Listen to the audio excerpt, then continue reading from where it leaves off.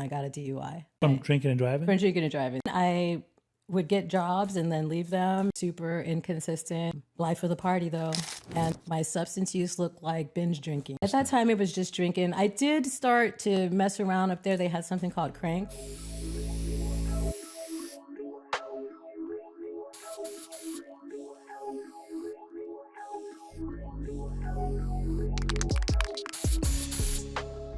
Recovery from what? Recovery from addiction, from alcoholism, and from mental health.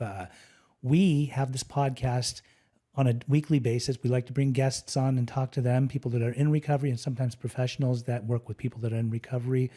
Before we start, if you are on YouTube, please like us, share us, and subscribe to the channel. It is on Pej Interventions. This is Pej's Recovery Corner. I have a very, very, very special guest today. Her name is Danielle G. Danielle, welcome to the corner. Hey, Pejy Poo.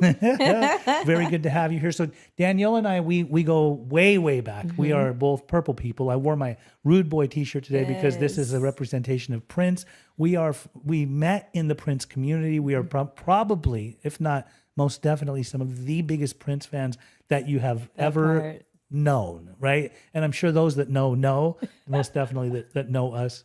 But, you know, in knowing each other from that community, I think there was a time in our lives, too, where we had our own personal struggles. Yes. And along the way, we both got into the path of recovery, recovery from from all of the addiction, the alcoholism and everything, completely abstinent. So now we can go anywhere, a free woman, a free man, and be able to just have the fun that we have sober. Yes. So welcome to the corner. Thanks. First and foremost, I want to learn about Danielle. So who is Danielle? Where were you born, raised, all that stuff? So I was born in Anchorage, Alaska, interestingly enough. Right. I was born to a teenage mom, a white teenage mom in 1970, yes. And she gave me up for adoption. Okay. And she actually was in Colorado, and her dad moved her to Alaska and dropped her off at a Salvation Army home for unwed mothers. Okay. And that's how I was born in Alaska. And obviously your father was black. Yes, obviously. Okay. Daddy was black. I don't know him, but yes. And the people that adopted me were Air Force. My dad was in the Air Force, and they lived in Alaska. Okay. And my mother was having trouble having children, and so they adopted me. Okay. And so, and I was very, very young. Okay. I was a baby. So that was in Colorado. That was in Alaska. I actually never. So she got pregnant with me in Colorado. She was living. Oh, got it. She moved to Alaska, and I was born there. She gave me up for adoption, which was a very gracious thing to do, I believe. Okay. And then my parents adopted me, and the rest is history. And how long did you live in Alaska? I lived there for about 2 years when I was a baby, and then my dad got stationed back there again when I was in junior high. So I lived there for about 1.5 years. Okay. In junior high. But where all did you move? We lived in Florida, Texas, a lot of like California, obviously LA. Well, not obviously if you don't know me, but my mom's people are from LA, so that was always home base. Okay. I also lived in the Bay Area for about 12 years, so that's also my other home. So we used to call them base kids, people whose parents were... Air Force brat, base kid, base yes. kids, yeah. I've lived in all the bases, like in the places on the bases or near the bases. I went to several schools, like 16 different schools, actually. Okay. To be exact. Any brothers or sisters, any siblings? So I have a brother and sister that I was raised with. Yes. I'm the oldest out of that bunch. And then in 2018, I reunited with my birth mom, and I have 3 siblings with her, so I have a lot. And I'm the oldest on both sides. In 2019? 2018. 2018. We found her. That's not that long ago. I know. It was instant. Like, that's my family. They took me right in. It was a miracle. So growing up and moving around and everything like that, did you have a troublesome life? I was internally troubled, I would say. I never felt like I fit in. You hear that a lot. Yes. I was always the new kid. We didn't have a lot of money, so there's that. And we lived in a lot of places where there were not a lot of black people. And so there was a lot of racism, a lot of Let me ask this kids question. picking on us. The people that adopted you, yes, were they black? They were black. Okay. Yes. I was going to say, if you had a white mother and a black father, and you were put up for adoption. Right. How do you know the culture so well, like growing up? I'm black. Okay. I know my mom is white, but I'm black. Anyone who knows me, I love blackness. Okay. Yes. Believe me, I know. I mean, our deep appreciation for Prince alone, he was like one of the Absolutely. most soulful black entertainers of all time. Absolutely. Okay, so then as you were growing up and you had this discomfort and you didn't feel comfortable with your own skin, did you go in the direction of substances? So the substances didn't really happen until I was about 15. Prior to that, there was a lot of behavioral issues. I mean, Acting out, stealing, lying, always on punishment. There's a lot of things going on. and having parents in the military, did they punish like? They were very corporal. Okay. Yes. All right. They were. And so like at what age did you start to get in, besides the behavioral stuff, because it's usually the behavioral stuff that leads up into the other Right. stuff. Right. What did you then, like when did you first get acquainted with any type of substances? So my first drunk that I had, I was 15 years old, and I cut class with this girl whose name was also Danielle, and we went to her house. She was living with her sister. Right. This was in LA, and there were all the adults there, Right. and they made pink panties, which is gin with pink lemonade concentrate. It was delicious. Right. And I got really, really drunk, and it was not good At 15. at 15. That was my first time. Okay. And I wasn't even slick, because cutting school and all that, like when I got back home, I was in trouble. I was busted, because that was the day that my parents found out that I had barely gone to school that whole school year. Ah, you were cutting class all the time. Yeah, I was cutting class a lot. And I think a lot of it, my mom told me, my mom who raised me, who passed away 2 years ago, we realized about 8 years ago that I had ADHD. And she had told me that she felt somewhat bad about that, because I have a brother who also has that. And he was hyper. Adopted brother? Yes. And Okay. He was yes. hyper. Did they put him on any ADHD medicine? He was on that journey. Right. And I was kind of like, because mine showed up differently. Mine showed up where I just lost focus, out daydreaming, not completing things. You know, it was a little bit different. Right. It just slid under the radar, and it wasn't until I was an adult that we discovered that's what that was. Okay. And so I forgot why I started to tell you that. There's a reason for that. Oh. So going to all the different schools and always being the new kid in class. And sometimes I'm going to schools where the curriculum is more advanced. Sometimes I'm going to schools where the curriculum was subpar. So I just could never get on board in classes. So I just didn't go. Okay. So your attention deficit disorder worked in different ways, which then were your grades bad? My grades were bad because I didn't. You weren't ever there. Didn't do work. You weren't attending. I could not. I literally would look at the assignments. They would explain it, and I would not listen from the beginning to. I just did not. I couldn't understand it. My mom would be like, "You're so smart. You're the smartest one." She'd tell me I was the smartest one, meaning with all the cousins and all that. But they were all kids. I was the oldest, so. Easy to compare you. Yeah, right. Yeah. I would read on my own because I was always trying to get my mom's attention, and she was an avid reader, and so I would read all of her books. I mean, she had everything: Helter Skelter, Danielle Steele, like she had it all. Yeah. So I was reading, but as far as class went, I was not a good student. I couldn't focus. I just couldn't, and I wasn't interested. Were you listening to Prince all along? That didn't happen till actually that happened in Alaska, and I was 12 years old. I understand. Yeah. I was there during that time too. I was 11 because I'm a year younger than you. Yeah. Okay, so then throughout time, how did life flow? Did you finish high school on time? Oh yeah, I finished high school. When I moved to the Bay Area, and I was a senior, and we found out that I had sophomore credits as a senior. And so I had to do all this extra stuff. I did 2 semesters of summer school after I graduated in order to. So you were determined to finish school. Oh yeah. There is always, even as far left as you'll hear that I go in my life, there is always some little teeny tiny glimmer of you're meant for more than this. Yeah, you were inspired to achieve. Just a little something in there that knew that I was better than how I was behaving and what I was holding myself accountable to. Okay. So you finished high I school, did finish high school. and then this whole substance Yeah. using thing. So back to when I was 15, my first high was when I was 15 also. Separate situation. I stole a joint from my uncle.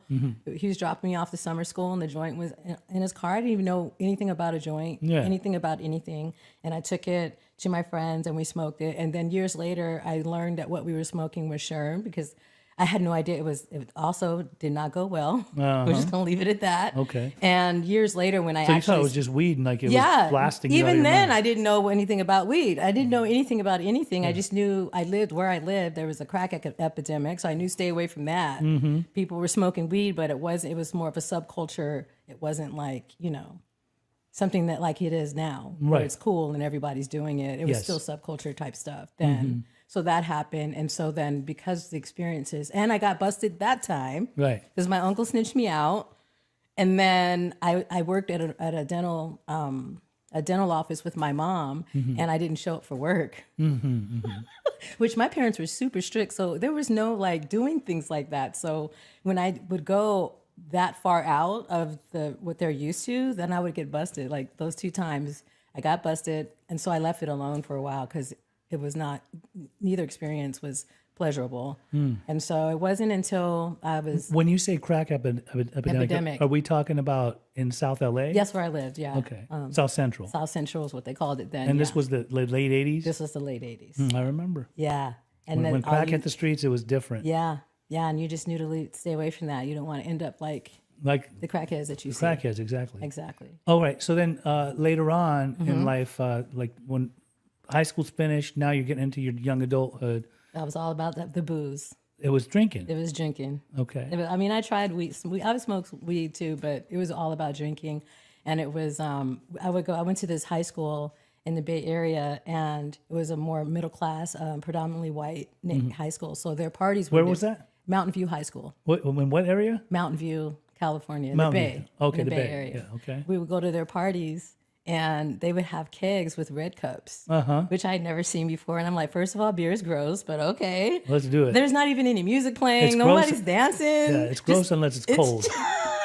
Yeah. And so I would do that. And so it was kind of like, it was not like with other people that say one and done first time and they're just off and running. I had to work at it. Right. Because it didn't taste good. I didn't know how to manage the alcohol. So, the drunks were spins and all of that. I worked at it.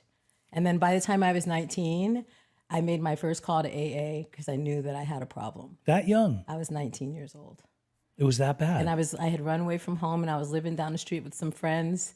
And This is in the Bay Area? This is in the Bay. Their parents allowed them to drink. And so I'm putting away 12 packs to go to sleep at night at 19. So I called and I talked to the lady on the phone for a long, long time. And then I used to work at Baskin Robbins. And then a bunch of us did. And then the crew pulled up to pick me up because we were going to San Francisco to go crabbing or something they were doing. And that was it. That was like my last attempt until a few years later when I got a DUI. From drinking and driving? From drinking and driving. Then I tried it again with AA for a little bit, but still didn't stick. Okay. Yeah. And then how did your life go on? It went on. I met my high school sweetheart, so we were together. I later would marry him, and that's who my son is by. And 24-year-old son. Yes, he's 24, and he's just great. He FaceTimes me almost every day. It's beautiful. I love it. It's a beautiful thing. Life went on. I would get jobs and then leave them and start school and then leave school. And I lived with my parents or I lived with my boyfriend, and I was just super inconsistent, immature. Life of the party though. And my substance use looked like binge drinking, basically. There was no everyday stuff. It was just go to the club, get faded, barbecue, games, whatever reason, excuse to drink. And I was always the worst one out of whoever I was around. Like I was always that one. And it was just drinking or became other At stuff? that time, it was just drinking. I did start to mess around up there. They had something called crank. Oh, I remember crank. And it would burn And your nose I real remember bad. getting it in the Bay Area a few times. Yeah, it was the Bay. Definitely like in, I think it was Richmond and Vallejo. I was hanging out up there for a little bit with some Filipino gangs. Yeah, it wasn't Black people doing that. So I would have to like be around I was like multi. Well, usually like, the hanging around blacks usually like the cocaine. Yeah, I yeah. mean, But not people that it's like the people I was hanging out with. Yeah.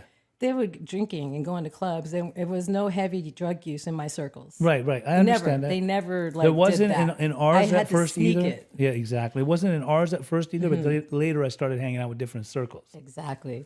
I had my circles where I could go do this. I had circles where I could go to San Francisco, do ecstasy and do raves and go to the end up Right. and do that Different whole drugs. scene. And then the crank scene Yeah. was usually like these stoner guys, and they turned me on to like Led Zeppelin music and all of that. Yeah. And we'd play pool. And then I go back to my real friends Yeah. who didn't know anything about that life that I was living. Yeah. And we would, those were my real friends, some of which I'm still friends with today. And they don't even know this. You're like a vagabond, like an adventurer. I was just Rolling Stone, just cruising around. just no direction. I think that was just like most of my young adulthood. Most of my 20s was like that. So then when did it start to become a problem for you, your lifestyle? Well, it was a problem during that time. I had a boyfriend at the time who loved me so much, and he enabled me a lot. So he would save me from, I was having a lot of things were happening. Yeah. Like, it wasn't just partying and going home and going to sleep. Like, I'm crashing cars, I'm losing cars, fighting. Things were happening. Any incarceration or? No, I managed to dodge that. I did have to do a few days in jail because I did have a DUI. Yeah. I spent one night in a drunk tank with this lady calling me the N-word all night long. Really? Yeah.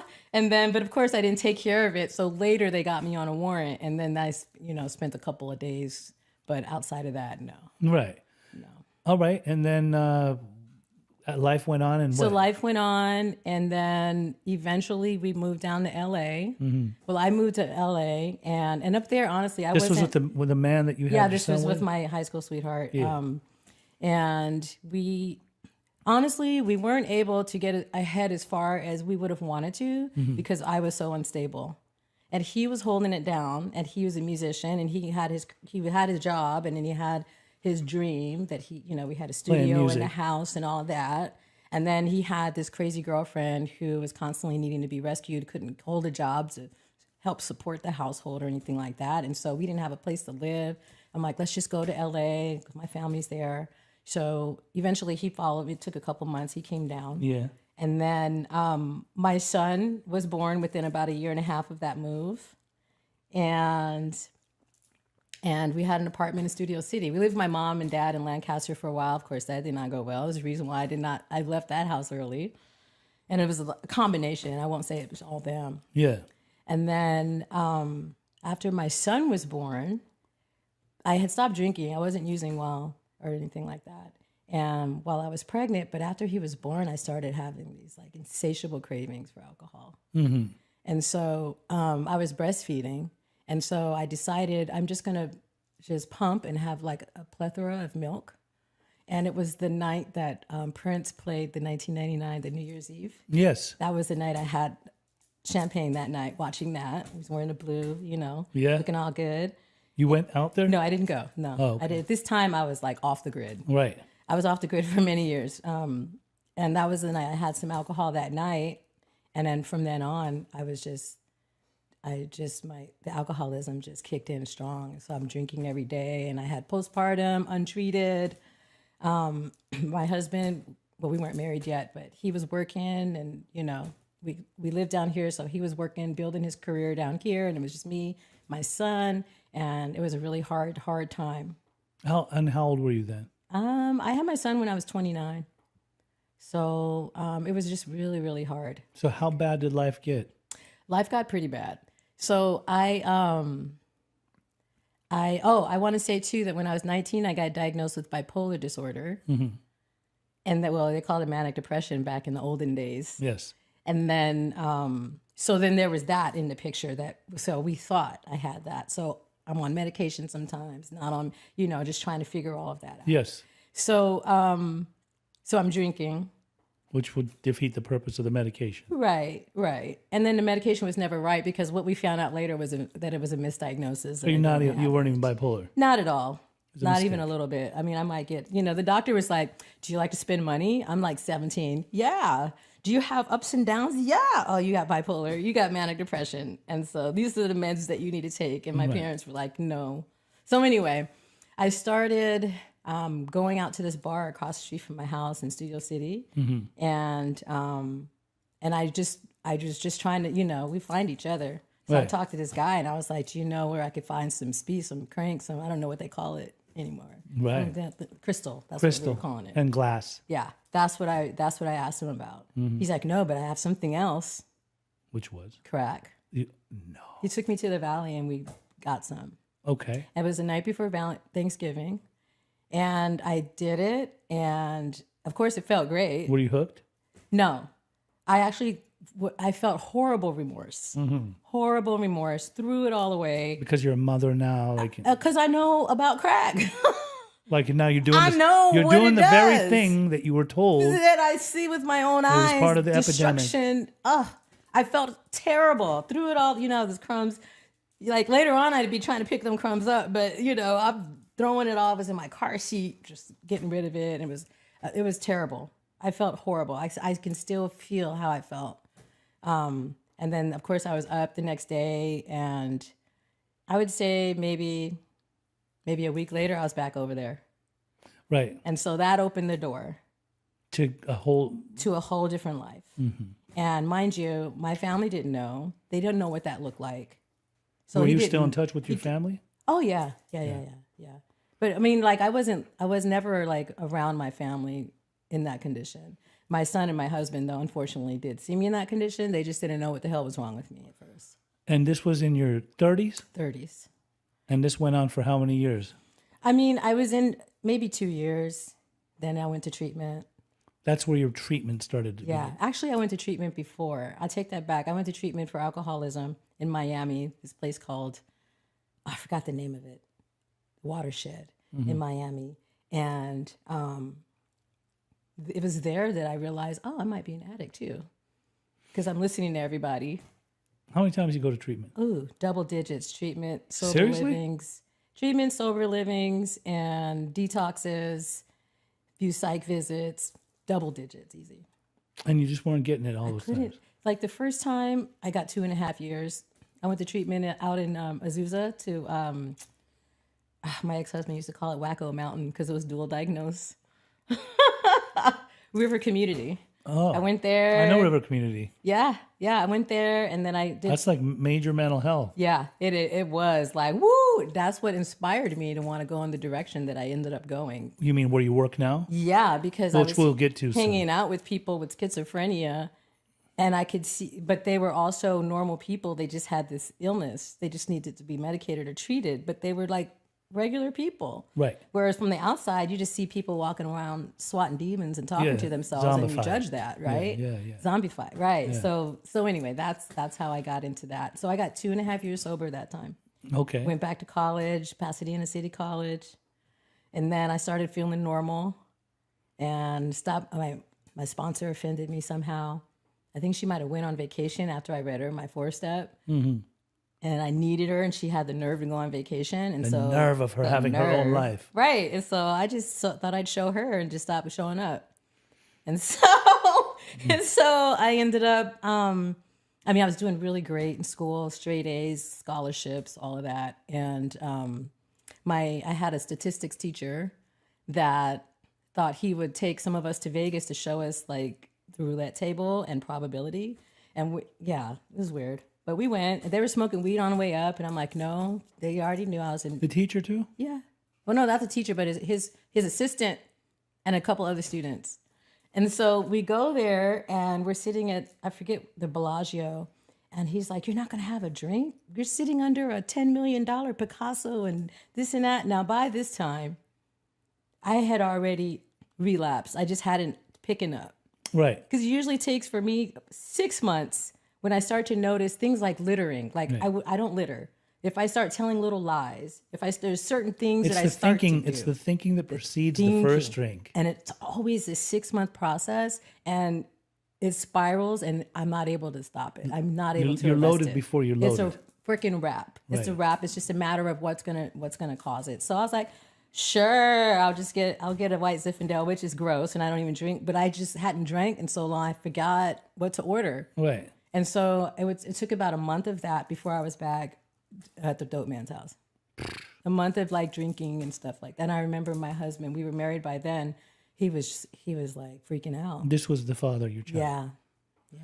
He was freaking out. He didn't know what to do with you. No. And you were going to treatment lots. Yeah. At At this that time, point- I had been to treatment twice, but it was devastating because at this point, he knew the truth. He knew what I was doing. He knew, like, they had to come find me down in a cut.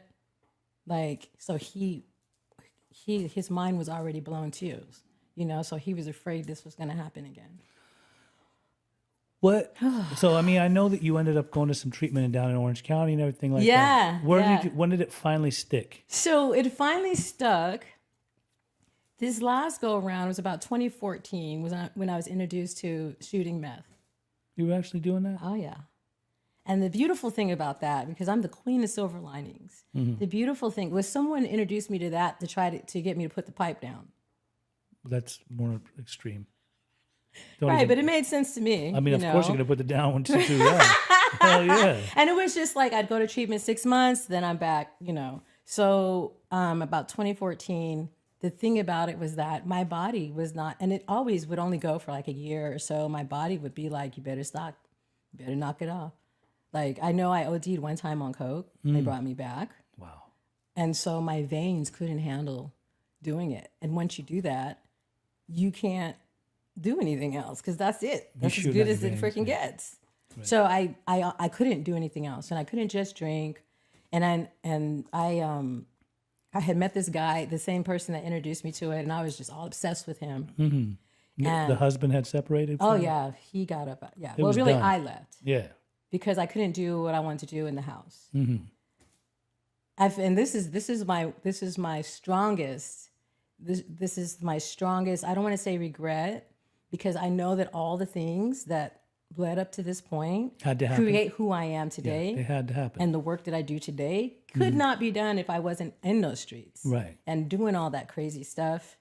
But the casualties of that, I still carry that and I still work. I work on. Fixing that. Yeah. And just forgiving myself because my son, he's forgiven me. His dad has forgiven me, you know. But I know that they still carry pain because of it. Absolutely. Because I know that they're not active. I don't know what his dad is doing, but my son doesn't know how to actively heal, you know, yet. Oh, yeah, yeah. So it affects people. I've spent a lot of time on this healing journey, so I've gotten somewhere with it, but that part is painful. So I was in and out of these treatments in Orange County. And every time I would go to treatment, I spent so much time in NA and AA. And the readings and the repetitiveness and the one thing that the 12-step programs showed me was it helped me to open up my relationship with God. Because prior to that, God was this big scary guy with the lightning bolt and a big beard, and he's a white dude. Right. And he's in, you know, heaven pointing down at me like, you're going to hell, you sinner. Everything I do, because you can't, like, out of willpower not act out of the flesh. It's just impossible. Sure. So I learned through there that he's a loving God and that Your own concept of God. yeah, and I can lean on him. The buck doesn't stop here. Like if I can lean on him, I don't have to drive the ship. And so that's the beauty. So it wasn't just one thing that happened. It was an accumulation over the years of me getting it Hearing wrong, enough stuff, hearing it, gaining having information. great sponsors, great people in the rooms, great therapy. One thing about going to the foo-foo la-la treatment, on my thank you very much to my ex-husband's insurance, I got some great exposure, like EMDR, like great treatment. I love EMDR. Excellent. Yeah. Like to the point, like 6 weeks and this thing is, you could put this one. Now we work on this trauma. Now we work on this trauma. So And you were in some of Paxton's groups, weren't you? I was in Paxton's groups, and Paxton actually was in the street, in the life with the person that, you know, that I actually was trying to get sober for. Because I'm like, oh, we're going to have a relationship. We're going to be normal. So let me get sober. That was what triggered me to get sober. Wow. Because he was coming out of jail and I'm like, oh, we gotta get it together. Because I want us to be like a family. Like it was ridiculous because he's still out there. Like this is how warped my perception was at that time. But that was that's what prompted me to go to treatment. I went to Los Encinas, and I remember I stayed there for about less than 10 days. I had been there before in their private treatment, and it was great. I mean, it wasn't that great, obviously, because I had to go back. But this time I knew there was something off about it, and just felt like people were just there hanging out. And I left. Like, I've never done that before. I left. I was actually living in an apartment outside of his mom's house. And his mom was a member of church, Salvation Army Church. And I didn't even know Salvation Army was a church. And she kept inviting me to go. She had invited me to go forever. And one day I just decided to go. This is after you're sober. This is like, I'm literally like a week sober at this point. I left treatment.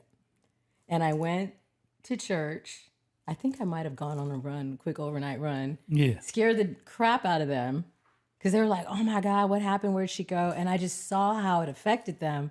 And I'm like, I got to stop this. I have to stop this. That's where you made the decision? Yeah. The final decision. So I think I went to this church, which is inside of a shelter. And then that's where God What city lived. was this in? This is in the city of Bell. It's called the Bell Shelter. And the church is the Bell Lighthouse Court. And that was like 8.5 years ago. And I'm still there, and I'm worship leader there now. Like, I'm there. Right now? Yes. Oh, you still are the worship? I'm still So the you're worship still leader. part of the Salvation Oh, yeah. Army to a certain extent. Yeah. I work. They're the ones that took a chance and gave me a job. And what was the job? Going on Skid Row. That's the crazy part. So I got to go back downtown and be reminded, first of all, every day where I had gone through. Yes. And I also got to serve people. And so Serve them in what sense? So at that time, my job was just to go and do ministry because, it's a church. So not preaching or anything like that, but like talk to people, see what their needs are. Do you want to come to our kind of outreach? And was it, there's a church down there in Skid Row that you could have them No, come there to? used to be. It moved to Bell. How far away is Bell from there? Like 6 miles. Oh, it's not that far. Like the city of Commerce, Vernon, oh, over it's one of there. the little small little cities. It's kind of big. You remember they had like this big controversy with the leadership, Bell. I know a lot of cities in that area, but I don't know Bell. Yeah, Bell Gardens. Oh, Bell Cudahy. Gardens. Okay, So it's Bell right Gardens. next to Bell Gardens. Oh, right next to it. And there's this huge shelter. It's the biggest shelter this side of the Mississippi. And how many people are in there? They have 500 beds. You're kidding me. Yeah. In Bell? Yes. Still? The Bell Shelter. Monday through Friday. Can we ever go there? Huh? Can we ever go there? Of course. Okay, let's arrange that. People can call there Monday through Friday. They have a treatment program, which I work for a few months. Yes. And it's a drug Medi-Cal treatment. They also have veterans treatment and a regular shelter and low barrier crisis shelter. It's a great place. So you worked for the Salvation Army for a while. 8 years, 7 years actually. And then now you're working for another agency. Yeah, I work for another agency, and I've gone to yeah, visit you've been you to my there, office, yeah, and literally seen people come up right to the window to try to yeah. talk to you or talk to whoever's in there for whatever reason. And it's right there in like ground zero. It is in the Lion's Den It is in the Lions on Den. 6th and Maple, like right through there. Right by the police station. And what's crazy about the police station down there is that it's horrific right in front of it and around it and all Yes. throughout the neighborhood. It's like a I forget what they call it, but it's like a zone where people don't get arrested for doing things that they would get arrested for doing in other places. Right. They kind of like allow it, unless it's violent. When you walk through there or when you're going to work, Yeah.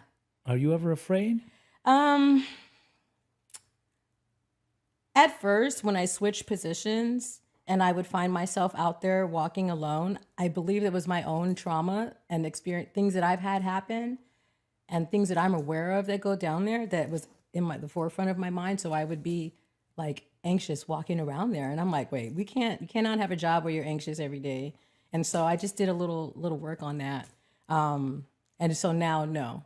Because as you can imagine, as a woman walking around there, you get a lot of attention, a lot of, they do. Well, you're well put together now. You're a pretty woman. Hey, I was cute even when I was loaded, I sir, believe in it. my own mind. I at believe least. in your own mind.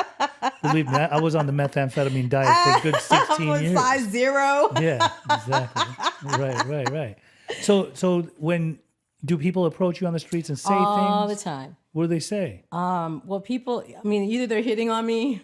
Do you They're asking wear a me- badge? I wear a lanyard. So the lanyard, Because when I'm down there, they do respect they kind of respect the lanyards and the badges of the people that are the service providers down there. I've been spending a an lot of time extent. down there more recently. You know why? Right. I'm looking for somebody. It's been mostly, well, it was in Skid Row, but now it's over in MacArthur Park. The individual, it's like looking for a needle in a haystack. Whenever I got to find a homeless person, I mean, it's tent city everywhere. So what am I supposed to like? You can't just go up and pull people out of tents. You always go to where the service hubs are. That's you right. go to where they serve food. That's right. You Because serve they where got to eat do at some showers. point. Yep. Showers and those food. are the places that you go and you talk to the people. Right. Yeah, offer them, give them a popsicle, whatever you have. People will For them to be able to spill tell the you. guts. They might make stuff up too, so be careful of that. Right. So what are you doing right now? What is your job in Skid Row? So my job now is to go into the programs, the shelter programs, and train staff on harm reduction, motivation interviewing, trauma-informed care.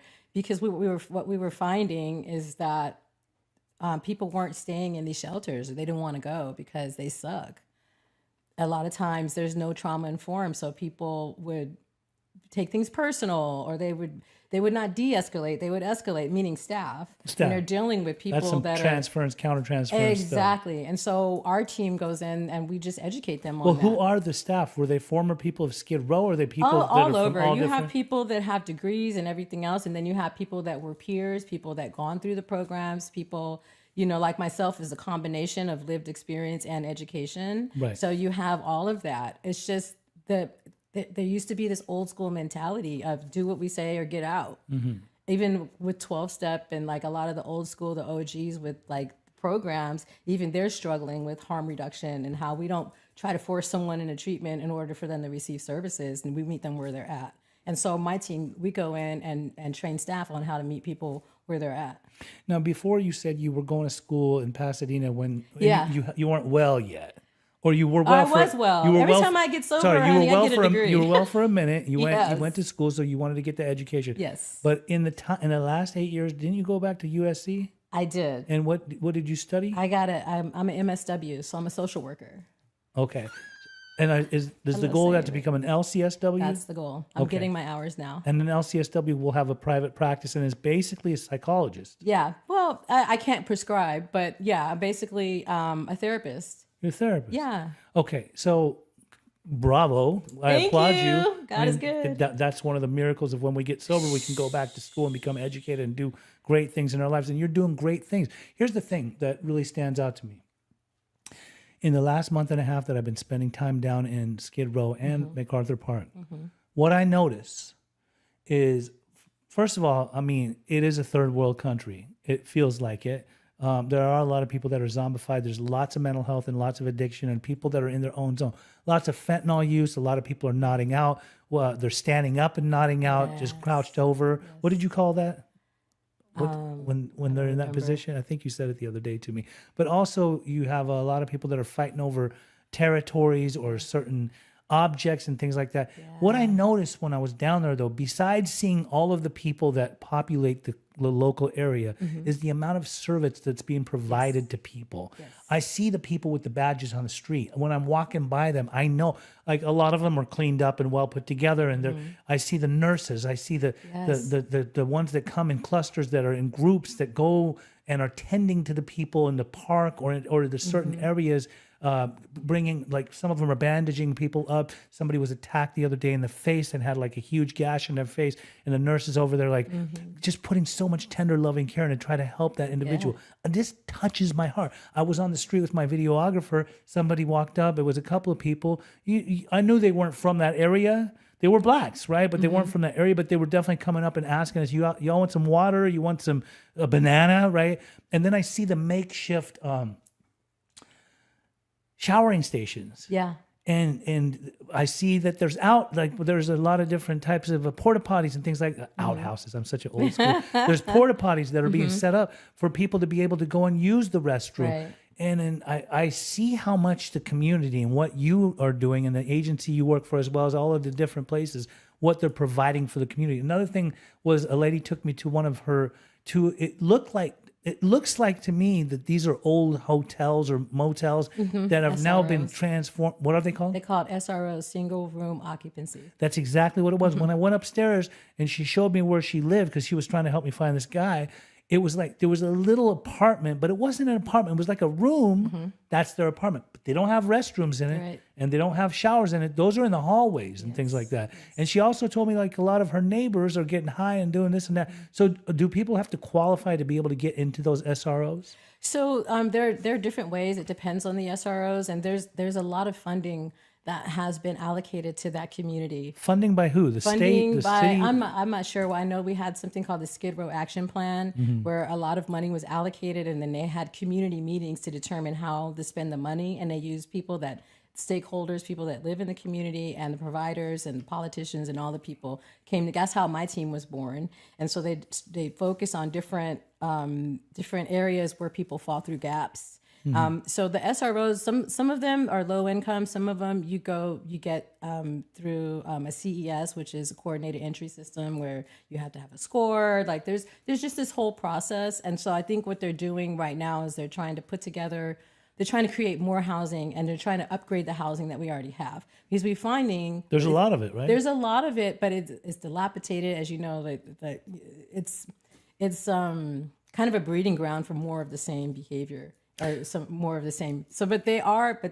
I think that the numbers this year have shown a slight decrease in homelessness, which is a miracle to me, because as an outreach worker, I've seen an influx of people coming from other countries, other states, everywhere, coming here because they hear about, they want the freedom, or they want the low income housing, or the free housing, or whatever. So, but the numbers also show that we've been able to house a lot of people. And so they are building new, and they are updating the buildings that we already have, because some of those SROs, those buildings are 150 years old.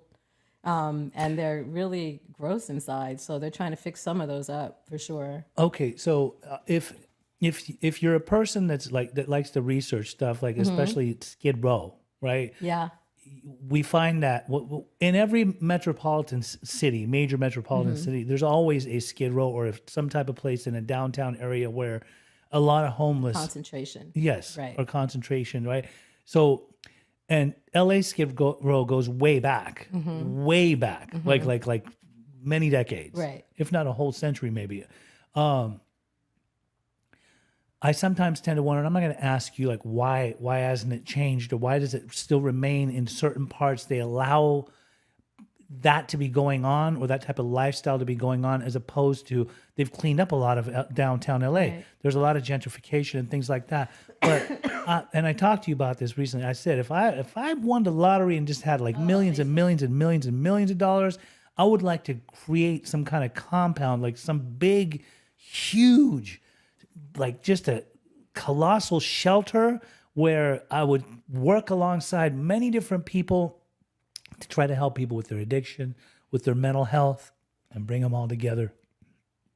I understand it's happening in many different areas, but just to be able to help. I mean, I'm an empath. I take on a lot of people's. Sometimes I don't want to take on their emotions, but when I'm down there and I see the horror and there's a lot of stuff that goes on. I mean, I saw this poor lady the other day in MacArthur Park that was just aimlessly walking around crying.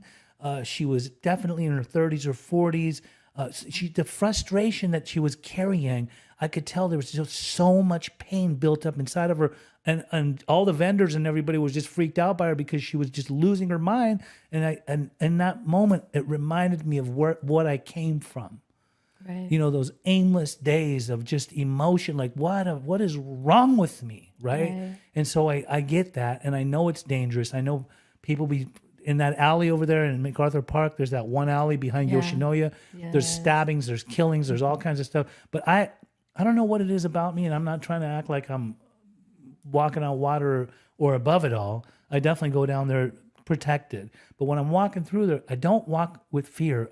I'm looking for who I'm looking for, but I definitely know that these people aren't well, and I wish that we could do something more to be able to clean up the streets. But obviously, like if we could have, it would have been done.